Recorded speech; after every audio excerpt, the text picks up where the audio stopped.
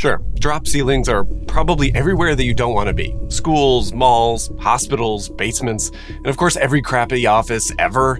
They're one of the main components of the backroom's unsettling vibe, and they also star in things like Office Space, American Beauty, and Fight Club, where they oppress and dehumanize everyone who is unlucky enough to be underneath them. Drop ceilings have become a universally reviled symbol of everything that's wrong with our world and the corporate takeover of our lives. But why is that? Do they really deserve all that hate? The drop ceilings that we recognize today, they're relatively new, and they didn't really gain peak popularity until the late 1950s or so.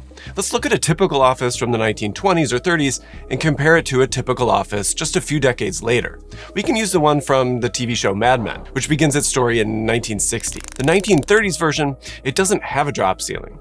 In fact, the ceiling is pretty tall and smooth. Then the light fixtures hang down below that at a regular interval, maybe 15 feet or 4.5 meters. You might also have sprinklers up there too, but that's about it. The Mad Men office, on the other hand, it has that drop ceiling that we've all grown to hate.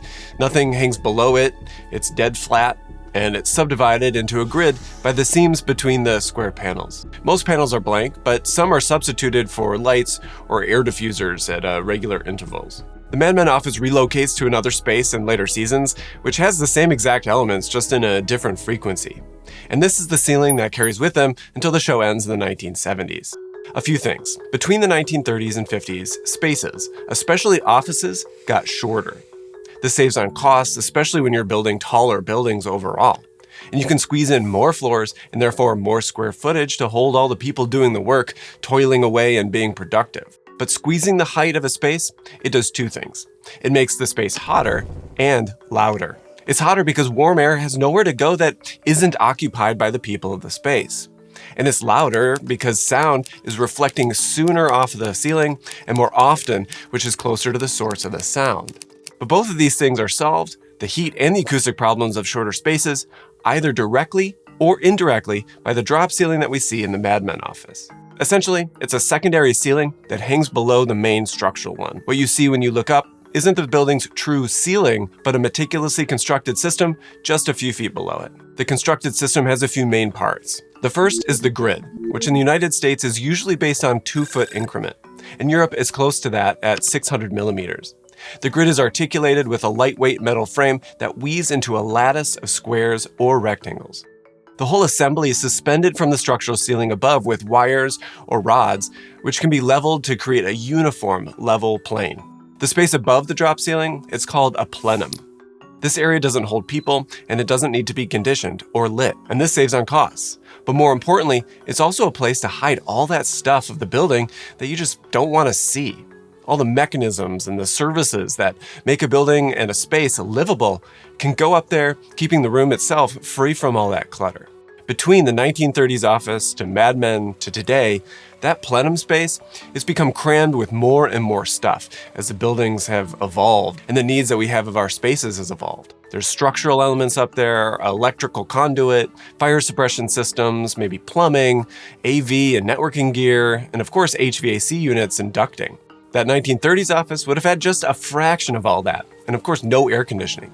But by the 1950s, it would have. Also, if that office was in a tower, air conditioning would have been required. In most towers from this era, even today, the air conditioner is running continuously. Doesn't matter how cold it is outside, the building generates a ton of heat inside and the windows don't open. So the air conditioning just runs all the time. Drop ceilings offer a place for all that equipment to go.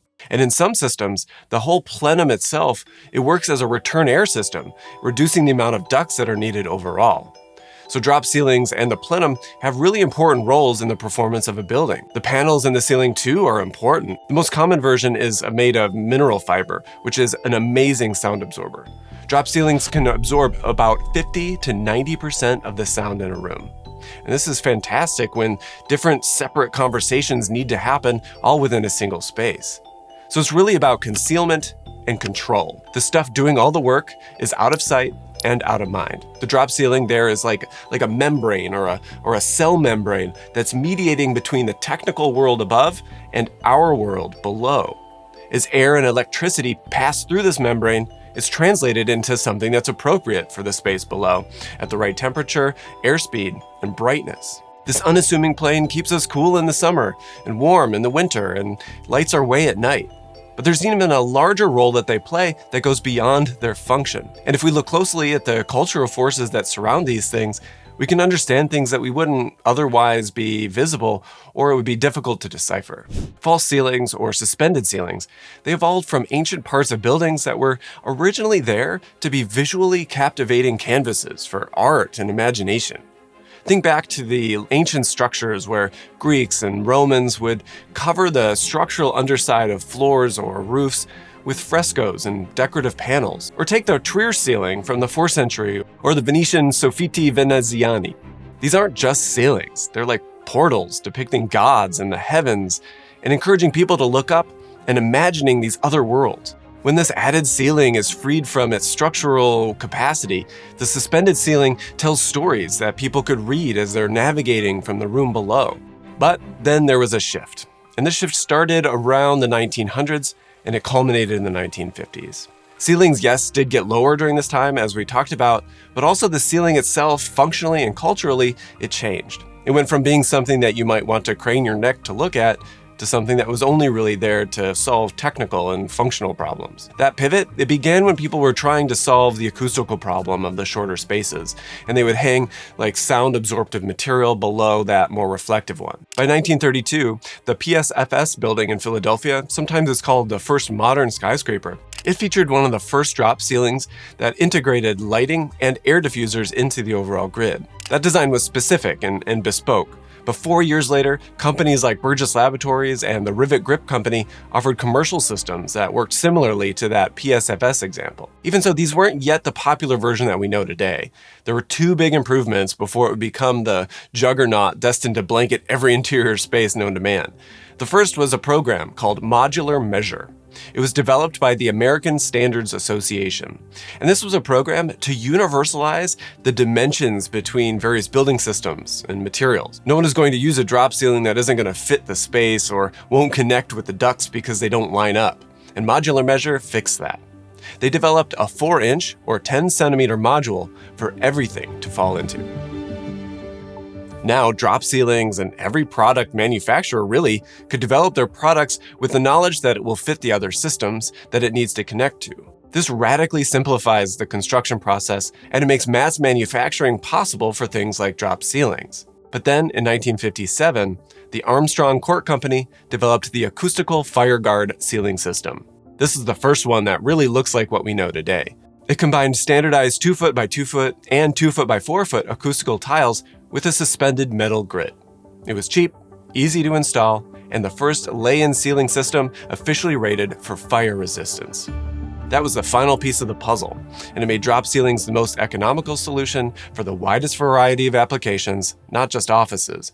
It was cheap, fire-resistant, acoustic barrier, fully modular, and integrated with other systems. Once all this was achieved, it spread everywhere. Like anything, though, that finds extreme success, its proliferation, I think, discourages unique ceiling solutions. At this point, it's like the default, the lowest common denominator, and a sign of an unimaginative, bland, and corporate space of conformity. In a particularly sad scene, at least to me, in season 7 of Mad Men, Peggy moves into a new apartment, but she doesn't yet feel at home, so she decides to renovate. The tragic reality is that she only really feels home at the office at this point, so she adds a drop ceiling. There's this absurd clash between the historic building and the intimate personal space lined on one side with materials from her corporate office.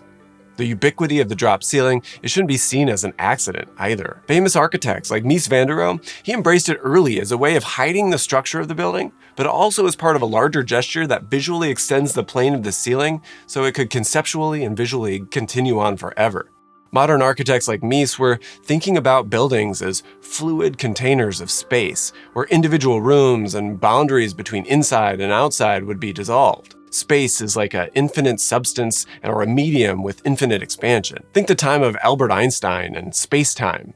These are the conceptual reassessments of our world that these architects were grappling with. In Chicago, there's this great example. It's called the Inland Steel Building. The ceiling plane feels like a cloud that's floating above you that extends right through the windows and out into the city of Chicago. The building's architect, Walter Netsch, he called suspended ceilings the soft underbelly of U.S. building. The tide started turning once the drop ceiling really did start to feel like it was extending forever. At that point, it became a component of a cage that we all find ourselves in. In the late 90s, it was a frequent symbol in TV and movies that were critiquing the social and economic expectations of working in an office. These movies cemented this connection between the ceiling and this oppression that we feel in corporate life. In Office Space, the low, uniform ceiling, it's like a visual reinforcement of the character's entrapment in a monotonous job. The repetitive ceiling grid mirrors the repetitiveness of their daily routine and the lack of individual agency of the characters to be able to express their individuality by enacting change on their environment. This is contrasted with unique objects like flare buttons and an orange stapler, which offer unsatisfactory options for declaring one's identity in that space. Here, let me just go ahead and get that from you. The acoustic properties of that ceiling, which absorb sound and reduce noise, contribute to a dull, quiet, silent atmosphere all over. The silence reflects this lack of vibrant or any meaningful interactions between the employees, and that further increases their sense of alienation. American Beauty, The Matrix, Fight Club, they all feature similar upshots of the protagonists, where the drop ceiling feels like this visual barrier of control and conformity. These are all contrasted with spaces that provide liberation for these characters, and these spaces are raw and unstructured. These spaces don't conceal how they work, they reveal it, even if it isn't pretty, and that seems to be a better alternative than the comfortable and controlled environment that those drop ceilings offer. More recently in The Office, the drop ceiling holds a false promise of escape during a fire drill, comically highlighted when a cat falls through the ceiling. And this showcases the flimsiness and superficiality of the materials. In Better Call Saul, Lalo Salamanca uses the drop ceiling as a covert means to bypass the security, and it turns the space above into a source of anxiety and a pathway around the security measures that were meant to keep us safe. Drop ceilings appear throughout Better Call Saul, especially in places where his powers of persuasion are particularly effective, like they give Saul his powers or something. Drop ceilings have absolutely transcended their functional origins, and they've become a powerful symbol. Probably more than any other architectural element, they've taken on this role as a stand-in for the most mundane, the most oppressive that our built environment could ever get. I'm not quite sure it deserves all the hate. They're also marvels of engineering. They reduce noise, they hide the mess, and help keep us comfortable. The problem is that drop ceilings do their job almost too well. They mask all the stuff that buildings are doing for us to keep us comfortable. It just seems too easy.